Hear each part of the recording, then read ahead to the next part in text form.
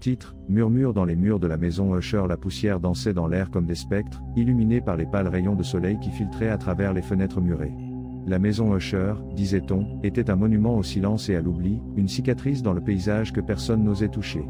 Mais pour moi, c'était une promesse, un défi.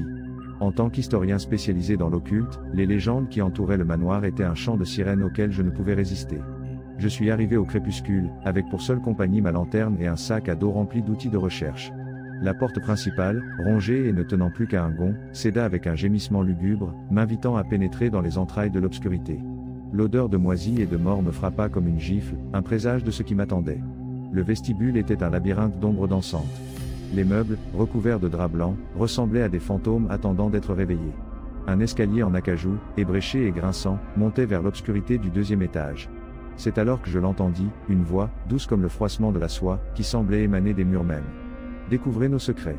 La voix me glaça le sang, mais la curiosité était un poison qui coulait déjà dans mes veines. Je suivis le son, m'aventurant dans un couloir long et sombre. À chaque pas, la température baissait et la voix se faisait plus insistante. J'arrivai à une bibliothèque, dont les étagères s'élevaient comme des monuments à un savoir interdit. Les livres, reliés en cuir et dorés, semblaient m'observer avec des yeux vides. Sur une des étagères, je découvris un livre caché derrière une fausse façade. En l'ouvrant, je trouvai un journal, écrit avec une calligraphie élégante et tremblante. C'était l'histoire de la famille Usher, les anciens habitants du manoir. Une lignée marquée par la folie, la dépravation et un pacte obscur avec des forces au-delà de la compréhension humaine. À mesure que je lisais, la maison semblait prendre vie autour de moi.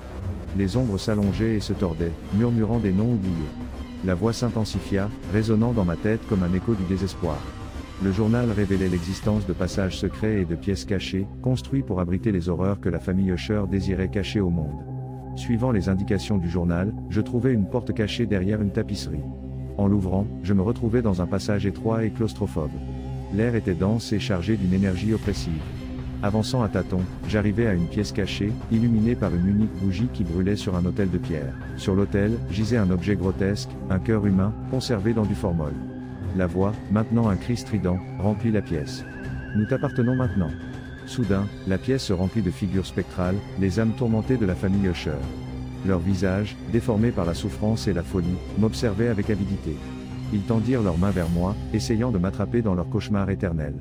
J'essayais de m'échapper, mais la porte s'était refermée d'un coup. J'étais piégé, entouré des fantômes de la maison Usher. Je luttais de toutes mes forces, mais ils étaient trop forts. Ils me traînèrent vers l'autel, où ils me forcèrent à assister à un rituel macabre. Alors que j'observais, horrifié, je vis comment les fantômes arrachaient le cœur de l'autel et le dévoraient avec avidité. À chaque bouchée, il devenait plus fort, plus réel.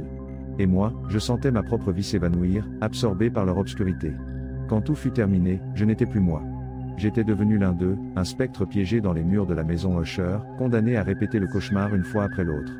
Ma voix s'unit à celle des autres, murmurant aux imprudents qui osaient entrer, découvrez nos secrets. Maintenant, j'erre dans les couloirs de la maison Usher, une ombre de plus dans la pénombre. Je ne suis plus l'historien curieux, mais un prisonnier des horreurs que j'ai autrefois cherché à déchiffrer. Mon âme est liée à cette maison, à ses secrets et à ses spectres. Et mon destin est d'avertir les autres, même si je sais que personne n'écoutera. Parce que la maison Usher trouve toujours un moyen de réclamer ses victimes. Et une fois que vous entrez, vous ne sortez jamais. Les secrets qui gisent cachés dans ces murs sont trop puissants, trop sombres pour être révélés. Et ceux qui osent les chercher, ne trouvent que leur propre perdition. Alors, si jamais vous vous trouvez près de la maison Usher, faites demi-tour et courez. Ne vous laissez pas séduire par ses promesses, ni par ses murmures. Parce que dans ces murs, vous ne trouverez que la folie, la mort et la damnation éternelle. Et croyez-moi, vous ne voudrez pas devenir l'un de nous. Le soleil se couche derrière l'horizon, peignant le ciel de tons pourpres pressants. Dans la maison Usher, les ombres s'allongent et les murmures s'intensifient. La nuit est tombée, et avec elle, le règne de la terreur.